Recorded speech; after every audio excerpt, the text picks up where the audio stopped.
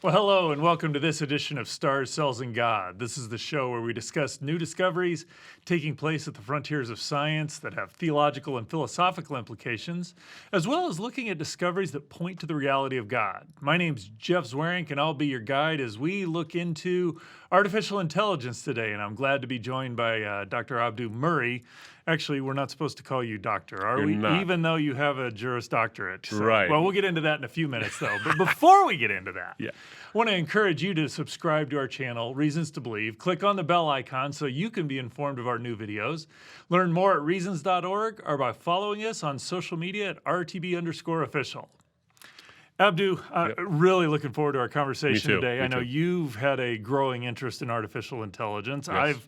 I've been investigating it, looking into it for the last couple of years, and there's part of me that is fascinated by what we might do and startled by how we might do it at the same time. Yeah. And so, just kind of by way of introduction, we've had a number of shows where we've talked about the different kinds of artificial intelligence. Yeah. You're in my class of age. You probably think when you hear artificial intelligence, you think R2-D2, C-3PO, sentient robotic type stuff. Right. That's the artificial general intelligence. But really, the usage of it today is dominantly in this class of the narrow intelligence that can do a specific task or even a couple of specific tasks very well. And that's really what I want to get into today.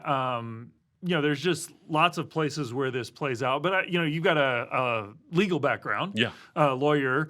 And I know that in looking at this, there are pushes or at least impetus to want to say, hey, let's bring AI into legal, actually almost to the extent of replacing judges at some level on the more ambitious side, because there's just so much case law out there being able to find and know that an AI could do that more judiciously and impartially than humans. So I'm curious, just as you've interacted it from a legal perspective, how do you see that playing out, or what are your interests there? Yeah, well, so a couple of things that come to mind is obviously there's a constitutional issue. So the Constitution says in several places, pretty prominently, that every person is entitled to due process of law. So you can't be deprived of life, liberty, or property without due process of law. Due process essentially means a fair hearing where you are given a chance to defend yourself or seek redress from the government for anything that the government wants to do to you. Okay. So that's why we have fair trials. That's why we have, and when eminent domain happens, when someone takes your property to expand the freeway system, you have to get justly compensated. The government can't just take stuff from you without due process. And what does due process actually mean? Will people actually be okay with the idea that if a machine or an algorithm decides my fate, that's considered actually due process? Because right now we're entitled to a jury of our peers. Right. So if a judge is making decisions, and that judge, we're also allowed to forego a jury trial. For example, you can say, I want a bench trial. Right. And the judge decides your fate. And sometimes that's a good idea because there's a little more sophistication in the issues, and you don't want to necessarily trust yourself to a jury of 12 people who might not know the law as subtly as a judge Fair might. point, yeah. So then the question becomes, well, what if a machine or what if algorithms or what if a computer could actually know all the nuances of these things and come out without bias, without prejudice to the way you look or the background you have? Wouldn't that be more, actually fairer due process, and in fact more process and more due in that sense? So someone might say that's the push. I think that there's an issue there, though, of course, because there are some studies that show that, like, for example, there was a study done where you fed information into a machine, into a computer, about whether or not someone should be out on bail. Okay. And that information, so they compared that to the way judges did it. So what you're trying to do in a bail situation is determine whether or not this person is a flight risk. Okay. So they get arrested, they get arraigned, they plead guilty or not guilty or whatever it is. They plead not guilty, there's going to be a trial, there's going to be a hearing. And should the person be set free on bail, which bail basically just means if you leave or flee or fail to make your court hearing, you owe the court, $500,000 or $10,000, whatever it is. And that amount is set based on how likely it is we think you'll flee, et cetera. So the judges will either grant bail or deny bail based on flight risk. So what they did was they fed the same data into a computer and said, would these people be flight risks?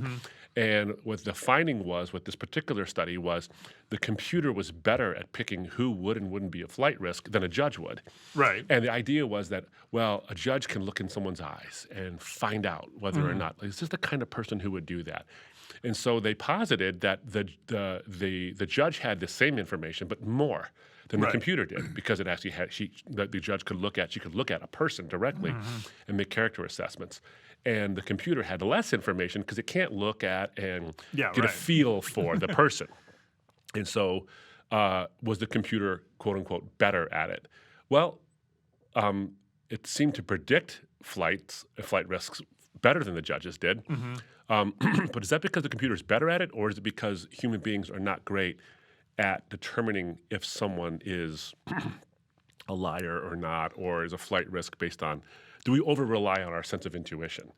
No, that's fair. And I have a question there because, to me, as I've looked at a lot of AIs, I mean, we all play, chess AIs. That was kind of if we could make a computer that could play chess better than humans, that would be, then we've got something genuinely intelligent. Now, that's not the way it played out. But it seems like there's numerous examples where, for a while, the programs, if you will, I'm just going to refer to them as programs because I think they're very sophisticated programs. You're right. They can't compete. They don't do things as well as humans. But inevitably, the nice thing about the AIs or the programs is that you can always make them better. You can always make them better. And almost always they exceed the human capabilities. We don't play, there is no person that goes out and play chess AIs because it's just impossible to beat them. The AIs are so good. Yeah. So it seems like that whether this particular AI was better than the judges or not, it seems inevitable that it is going to get better because we're going to continue to train and develop new data and stuff. So it seems an inevitability, I guess. And it recognizes patterns, and what a judge is trying to do is predict a future behavior based on past pattern. Which is, it's kind of what AI is designed to do in some sense, at least today's AIs. Now, it was interesting, there's been other experiments with this same kind of thing where they fed it in the data into computers. And that wasn't Bail, it was something else. I can't remember what it was exactly off the top of my head right now, but the AI did worse than a judge did. Now, that doesn't mean that, therefore, that debunks it. The AI shouldn't be involved in this anything because it'll get better. Right. It did better this time, maybe, and it did worse this time. Maybe it'll get better because even when I think it was Deep Blue, I can't remember which computer it was that beat the grandmaster in chess, and then which apparently drove the grandmaster crazy. Oh yeah. And then he came back and he ended up beating it because he went unconventional. He did moves that should actually hurt his game. Okay. And the computer didn't know what to do with it and end up losing. Right. But then the computer realized the third match, oh, that's what he's doing. Right. And then it beat him. Right, yeah. So your point is well taken. This stuff will get better at this kind of thing.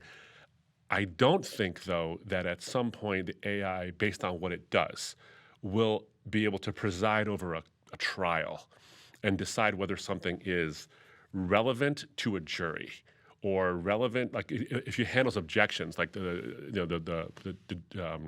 lawyer would say, objection, Your Honor, relevance, or objection, Your Honor, speculation, or more prejudicial than probative.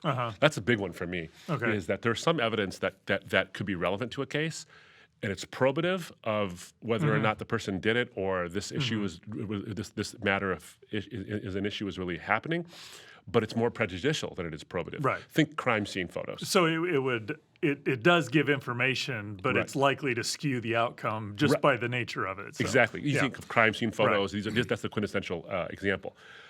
Would a computer actually be able to tell whether or not people would be horrified by this kind of thing, or these particular jurors? Does it require some kind of human intuition about what this panel of jurors might actually think, given this kind of a case or whatever it is? And does it require human intuition to know that? But doesn't that ultimately often boil down to just having enough data? I mean, given the way almost all the AIs today work, it's a matter of data. And so if you've got data that's pertinent to that, there's a way to train. I mean, that's why you've got ChatGPT and others that can produce what looks like human cognitive thought, if you will, in terms of writing, is because there's just enough.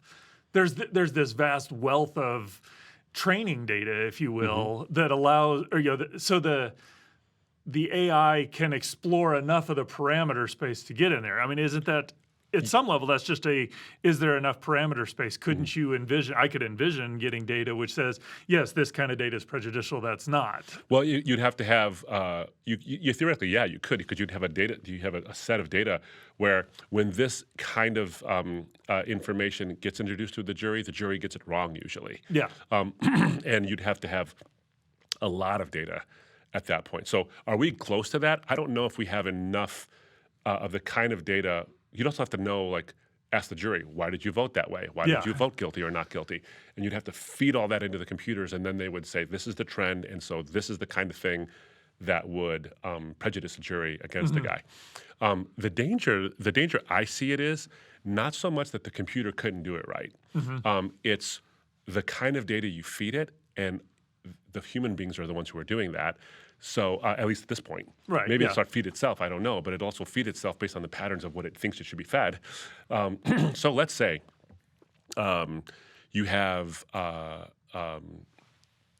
a system where certain kinds of defendants tend to get treated poorly by the system, and you have certain outcomes for those kinds of defendants, and then you feed all of that into the machine, and it said, those outcomes, because it's making an assumption, those outcomes tend to be the better outcomes. Right. And so the system is now biased against them, just like the people were. So the system is, let's say, racially motivated, or there's some kind of racial animus or prejudice based on immigration, or who knows what it is. Right. Or it's like, I don't like rich white men. Right. And in these counties, those juries tend to go against those kind of people. Who knows what it is? That data gets fed into the machine, and the machine thinks those are the right outcomes. We're trying to get to those outcomes. This evidence comes in; it will get you there. It could be prejudicial in that way. No, that I think is, among the things that I see, there's a part of looking at this, and I mean, people are thinking I could even envision doing AI to do science. I mean, there's a very algorithmic part of almost all scientific work, and I think anything that has an algorithm to it, an AI can do at some level, and actually at least can do eventually. well. Yeah, eventually, yeah. So there's part of me that's kind of excited because I think there is an aspect to where there's no human that can be familiar with all the case law or know what's relevant or what's not. Right. So AIs don't get tired, they don't get weary. There's not, I just haven't, whatever. It's so there is this. Are you overruling objections because you're cantankerous at the end of the day of a long trial? Exactly right. So there are some parts of that where it's like, this would be really good. But I do think, what you've highlighted there is to the extent the system is biased, the AI is going to be trained on that data. Yeah. And there's a fascinating study that just highlights, and I don't think the issue has changed. We're just more careful in how we train things. But there was a very well-known study where they were training an AI to find the difference between wolves and wolves and dogs. And I'm drawing a blank because it's not dogs, but wolves and huskies. There we go. And they fed all this data in, and comes back, and now the AI can 80% of the time get it correct.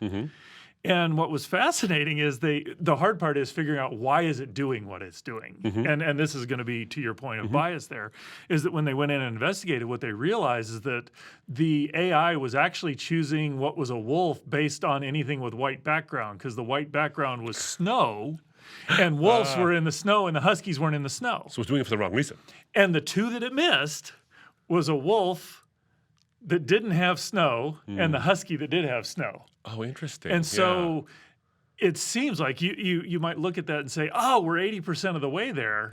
In reality, we're not doing anything of what it's not doing at all what it wanted it to do. And if there's bias in the system, especially if you can't query the AI to figure out what's going on, you're just going to be probably amplifying the bias in the system, because it's now going to propagate and do what we did. Right.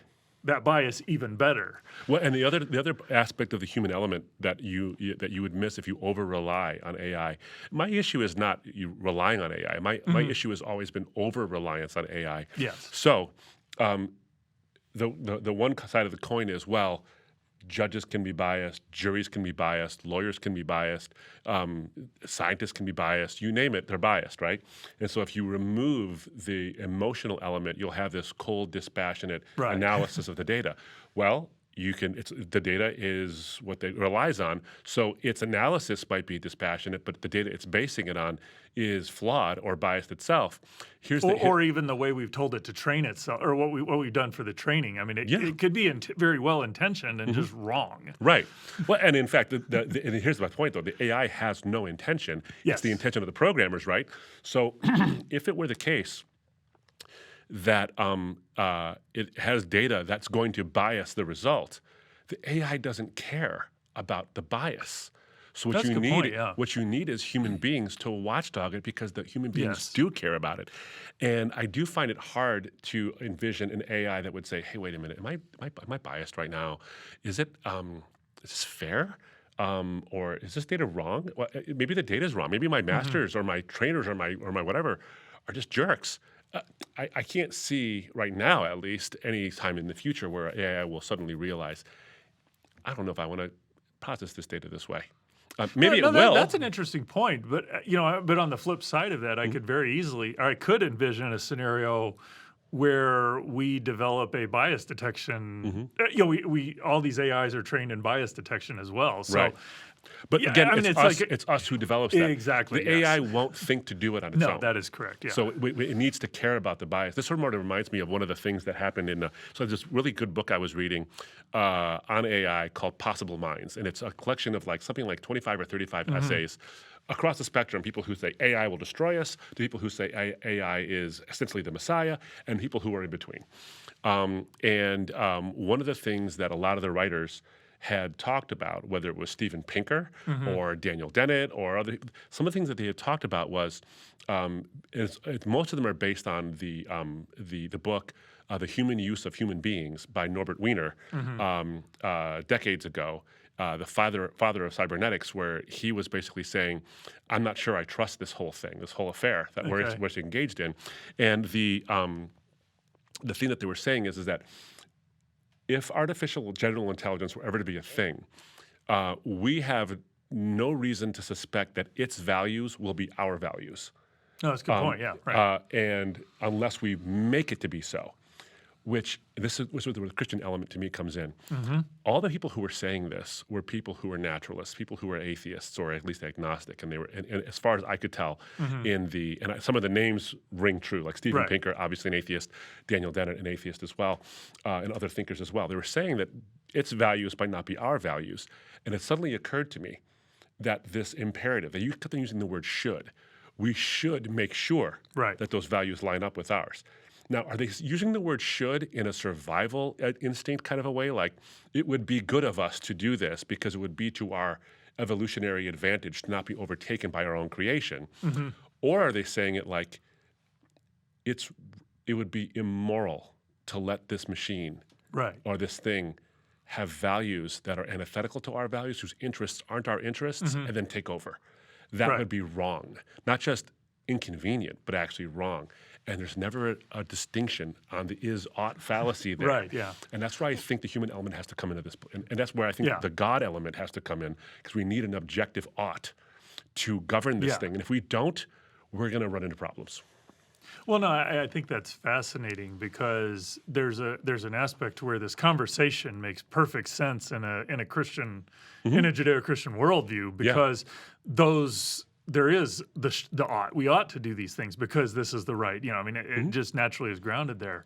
I think you can make a pretty strong argument that, if Dennett and Pinker were arguing that we ought in that way, that they're borrowing from Christian capital rather than deriving that from their naturalistic worldview. Exactly. That's what I would say, yeah. I think it would be a fascinating discussion of what about sentient AI, and I think that's a whole fascinating discussion. I will say, I think in my assessment of the field that we're not remotely close to that, and I think you're making a strong argument that we may never even get there. Yeah. I do have one other question kind of specifically related to the legal field, and this is, as we're developing self-driving cars, things of this nature, where whether you're dealing with the AI that's the judge or whether you're dealing with the AI that's the perpetrator in my instance here. So I go out driving a car, I get into an accident, somebody hits me, I hit somebody. It seems to me that part of what allows that to work is that there's, in an ideal world, there's a just system of saying, okay, you're wrong, you're right, you're wrong 70%, you're whatever it is. There's a way to adjudicate that, and then to say, all right, this is the way we're going to move forward. And especially in something where like somebody dies or you lose a limb. I mean, there is no restoring. Right. And in those particular instances, it seems like there would be, in my assessment, a difficulty for most humans because at that point in time, I'm no longer dealing with a human in how that plays out. I'm dealing with something else. And it's like, I know how to forgive a human. How do you assign culpability to a machine? Well, or even if you can assign culpability, say, okay, it was that car's fault. Yeah. That car killed my wife. What do I do with that? Yeah. Do I forgive that? Right. It seems like there's something off in our relational aspect. And as a lawyer, what do you respond? That's really interesting because, it's funny because there was a jurist. Everyone who ever went to law school knows who I'm going to talk about. He has literally the coolest name in all of jurisprudence. His name is Learned Hand. Learned. Your first name is Learned? My goodness. You have high expectations. You almost had to be a jurist. You have to be brilliant at it too. If you were an idiot, oh my goodness, how would that go? Anyway, he provides this calculation for negligence and liability on negligence, and it's actually an equation.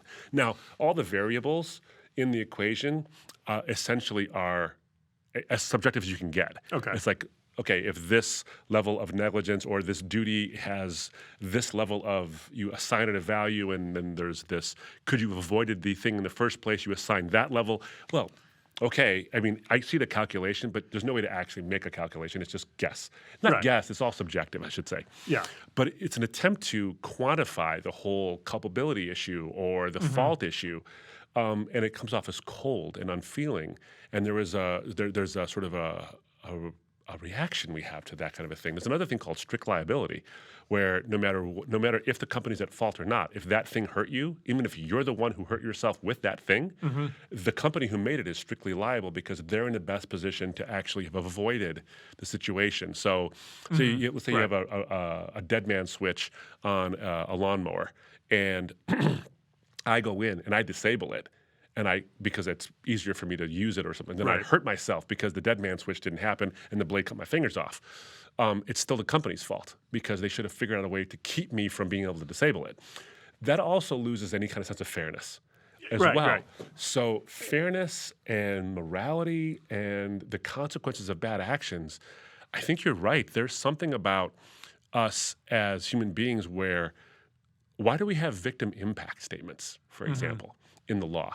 So in some forms of civil litigation, but almost always in criminal prosecution, if the defendant rapes and murders someone, you have a victim impact statement. Or if the person defrauded somebody of their money, you have a victim impact statement where during the sentencing period, the victims get to say, this is what it did to me. Okay. This is what your actions did to me. Part of the reason for that is to one, it's to give the victims a voice, and also to inform the judge about sentencing. But a big part of it is to see, does this have an impact on the perpetrator? Can the perpetrator actually get some kind of redemption out of it because they see the scope and horror of their actions? Well, self-driving cars can't do that. Yeah, right. An AI banking system that either makes a mistake in calculation and then completely drains a pension fund for 1,000 postal workers isn't going to see the impact and feel the impact of it. So what do? You incarcerate it or you just eliminate it? There's no redemptive aspect to the consequences.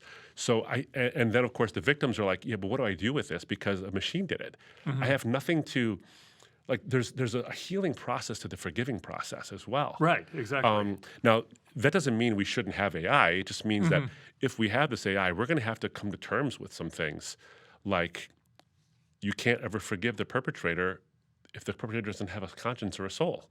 It just did what it does. It sort of reminds me of an inverse way. There's that movie I, Robot, based on the Isaac Asimov book of the same title. And so the premise of the movie is that we're way in the future now, and we have AI. Right. We have AGI, artificial general intelligence, and Right. generative intelligence, and all this. And there's all these robots that serve humanity. And there's these 3 laws that the creator of AI implements, and the 3 laws exist, and then eventually the AI figures out a way to manipulate them so it doesn't violate them, but ends up enslaving humans, Right. which is interesting all by itself. But there's this the protagonist is a guy who is a cop, and he sort of has a retroactive sort of reactionary, like everything he wears is retro. He drives his own car instead of letting the machine do it for him. He doesn't own a robot. It's Will Smith, by the way. I know. I just saw the end of that not too long ago. So there's this scene, though. So the surprise ending, of course, is Will Smith has a robotic arm. Right. And the reason he's got a robotic arm is because he was in an accident with a family, and there's a young girl, and they're both in Lake Michigan, and the cars are submerging. And a robot, a service robot, is on the scene, and it goes to help. And it calculates that he has a 47% chance of survival if the robot helps, and the kid has like an 11% chance of survival. And so he's dealing with the guilt of survivor's guilt. Because the robot helped him and not the kid. Right, okay. And he has nightmares constantly. Right. And there's this interesting conversation. I don't know where it shakes out in my own thinking, but there's this interesting conversation where he's talking to, I think, another robot. And why do you not like me? And he said, this is what happened. And in that moment, that robot calculated that I had a better chance of living, so it helped me. And any human being would have helped the girl first. A human would have known that 11% is worth it. And so that's an interesting statement. Yeah. Because you could have had both die or one live, and the robot picked the one to live, which is a very rational calculation. But Will Smith would rather have died, even if it meant that girl probably would have died, but at least she had a shot. Yeah. And he said a human would have known that. And I thought, that's really fascinating, because that goes into the judicial nature of things. It goes into the culpability thing, and how do you react when a daughter or a son dies at the hands of a machine? Like we have accidents, right? We have that now. I mean, industrial accidents, right? Someone's working at a factory and the machine malfunctions, or someone's a little bit careless and they stick their hands in something and they lose limbs. Yeah. It's very difficult to forgive the machine, but you also recognize, well, the machine's not really at fault. Yeah. Because it doesn't have sentience. Right. It has no semblance of sentience, so you're not really mad at the lawnmower. You're not really mad at the car. You're not if the brakes fail. But if it starts to act like a human being, well, you might want to anthropomorphize it. And no, that's interesting, because now because we're relational, that relational component is incredibly important. By and large, machines have been machines. Right. Now you start making machines seem relational, and that is very cloudy and muddy. I don't know what the effects that's going to have on people. And I don't either. And that's why this is so fascinating. This calls to mind a conversation I was having on a plane. I was flying on a plane, and I was writing an article on AI in response to a guy who won an art contest, but he used AI surreptitiously to win the contest. And there's this whole furor over whether or not AI really creates art, or if that was cheating or whatever. Right. So I was writing an article on this, and a woman sat next to me, and she's an executive at a prominent software company, and she was breathless in the virtues and value of AI, a lot of which is like quite cool. Yeah. Actually. Oh, yeah. In the way it's going to help people who like have ADD, for example, who can't seem to get past like the minutia and the monotony of certain research, gathering research. They can't get to the creative part, and it frees them up to do that. All kind of great things. Well, one of the articles I have here is that the AI behind ChatGPT can help diagnose Alzheimer's before we can. I mean, That's I amazing. can't think of the number of things where that's a technology that will allow us to do tremendous things to help benefit humanity. And then free us up to more creativity. Exactly, right? yeah. So that was what she was really breathless about. And then I asked her, well, do you see any downsides? And she said, and very somberly said, we have no idea what it will do to us. She said, this is a disruptor that is an order of magnitude greater than any disruptor heretofore. Right. And she's referring to social media. She actually said, her words were, we thought social media would be this wonderful way that brings us together and families across great distances, and you can share pictures of your loved ones and talk about grief and joy in your life with people you haven't seen, or connect with old friends and all that. That's what it was intended for. And now what it's become is the polarization machine.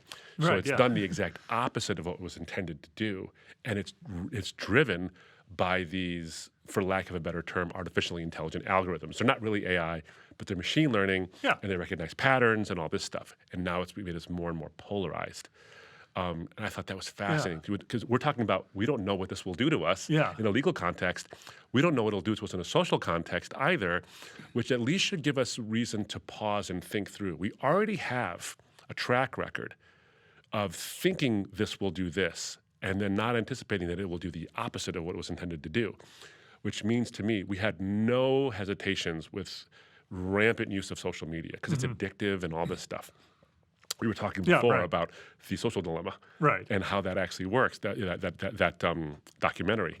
Well, it really is. There's something about that, and I think there's actually a physiological aspect of that, where being on social media does something in your body. It's not like, oh, I've just read it for a little while and go. It's like there are physiological responses you have in the way it's designed, and it's designed to do that. Yeah, the likes and the responses. It's designed to keep you on the site or on the app.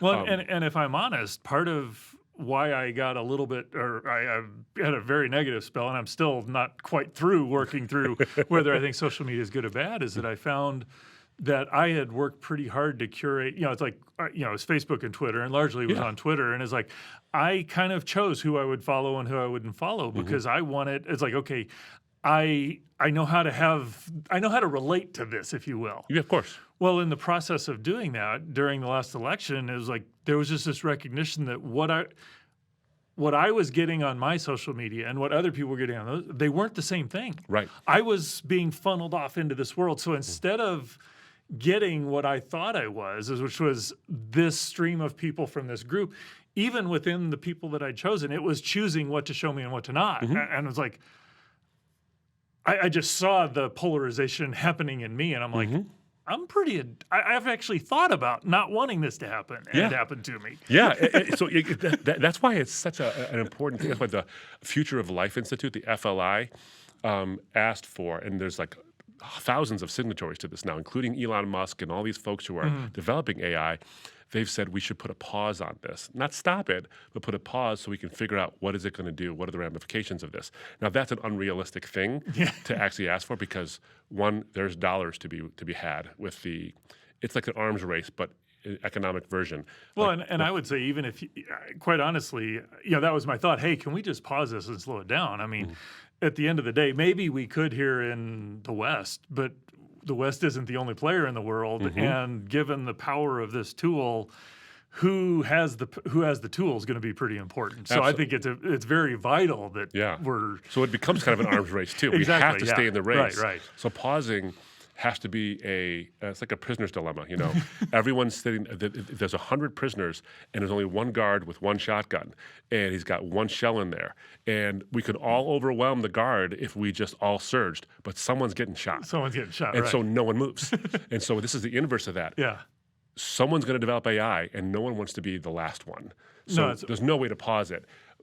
I guess what I would say then is, for me as a Christian, my concern isn't with the silicon of the computers. It's with the soul of the ones feeding the computers. And we have to, I think there's two aspects of this, is we have to recognize the transcendence of the morality that we're playing with. We can't cede what it means to be human to these machines. Tomas Premuzic, who is a psychologist, and he studies these things a lot in the work context, he has this a series of articles where he talks about how AI is basically just a prediction machine. All it does is predict. It looks at patterns based on the data it's fed, predicts what the next thing's going to be, and then suggests things to you. And so here's the interesting thing. You go to YouTube, you go to Netflix, you go to Hulu, whatever your service actually is, or even social media. Like, here's some suggested people you should follow. Here's some videos you might like. What it's doing is it's predicting from past behavior what you'll do in the future or what you'll like. And what Premusic actually points out is he's like, when you start clicking and going down the YouTube black hole, we always call it, right? Is you start looking at, you might like this video, or you might like this video, or you might like this video.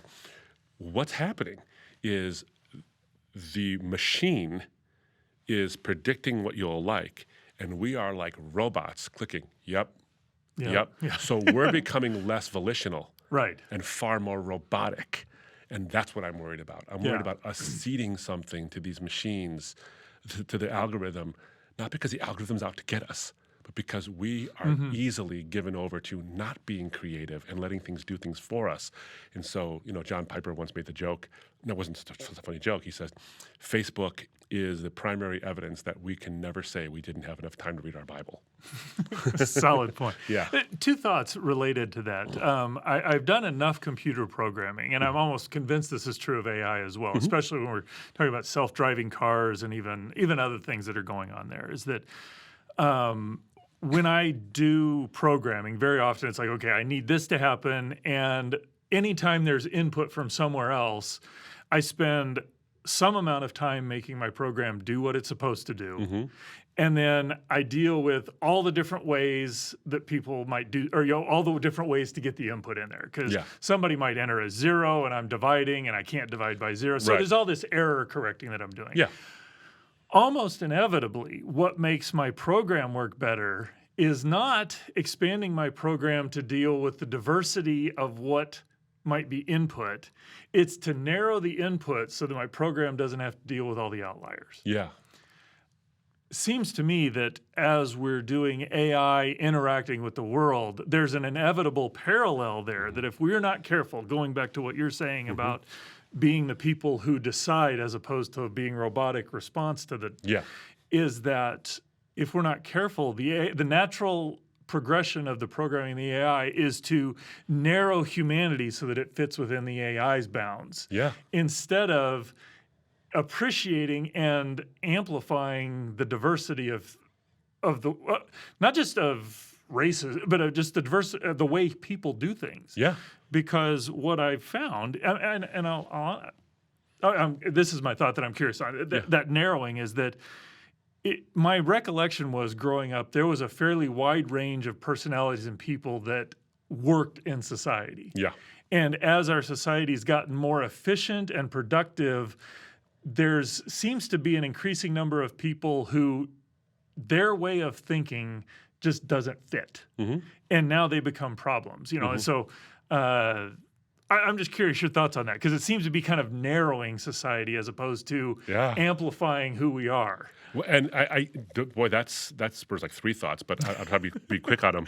Is the first thing is, so you're not the first person to think this. There's I want to say it's Yuval Harari, but I might be wrong about who it is. As a prominent intellectual who said that what's going to come in the age of prominent AI as it gets better and better and better is not job loss and all this stuff. It's going to be, people are going to be categorized into relevant and irrelevant, because the relevant will become narrower and narrower and narrower, because the AI will probably figure out at some point, in order to avoid these error issues, I have to narrow the way in which you can interact with me, which will narrow us. I think that there's an invert, and I'm just playing with this idea literally as we're speaking, but the human tendency is to say, okay, this thing can do this for me, let me have it do more things for me, and then more things for me, and then more things for me. And it freed me up to more creativity. Like, I do digital painting on my iPad. Okay, it's a bit of a cheat because I don't have to mix paints. All that stuff. I don't have to clean it up. It's a bit of a cheat. I can do it on a plane, and it's doing some stuff for me. They can draw a straight line for me without me having to have the skill to draw a straight line.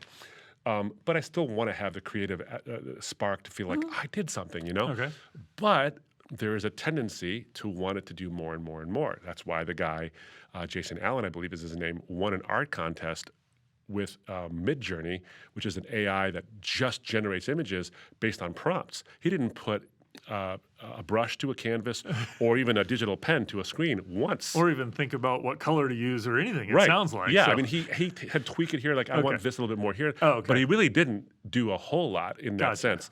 What was odd to me was, in the furor after that, his words were, AI won, humans lost.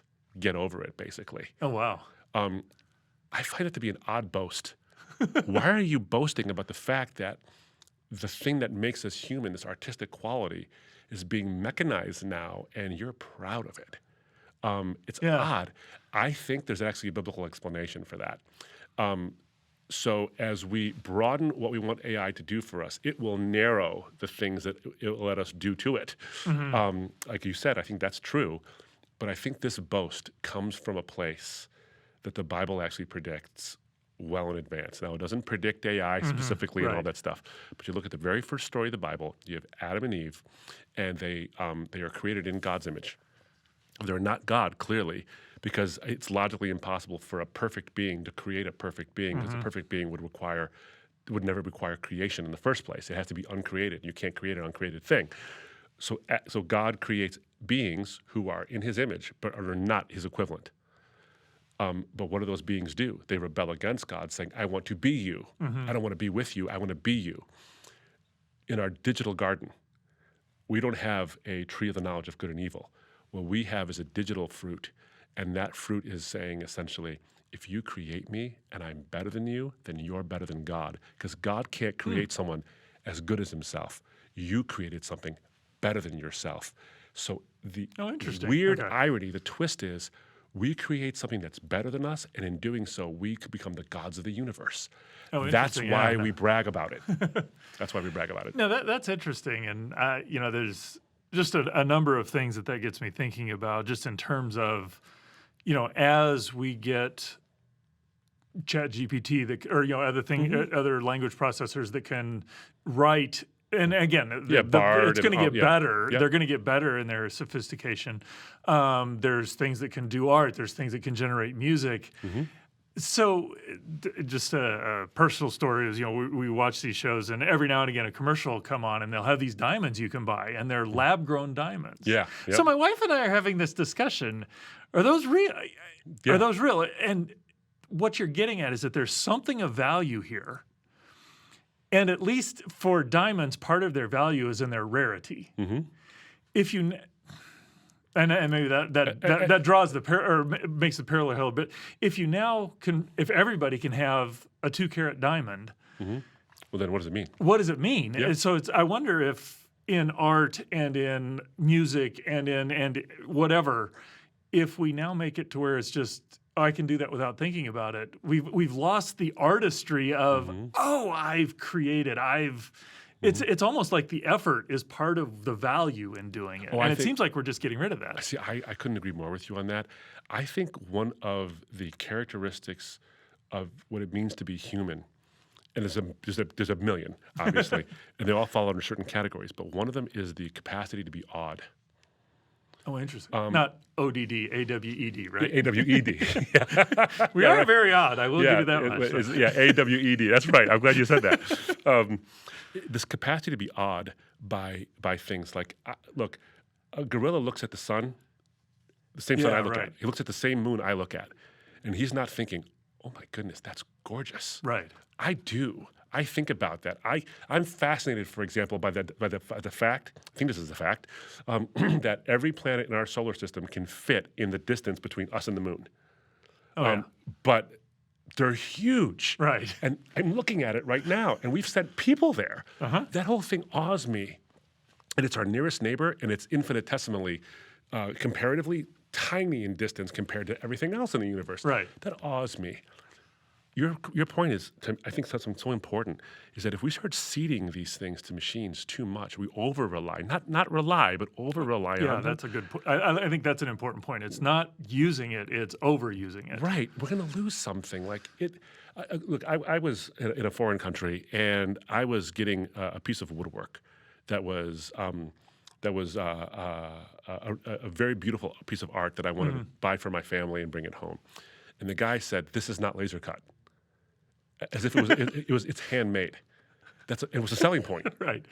Why was it a selling point? There's something intuitive about us that says, this thing is beautiful, and I didn't need a machine to do it.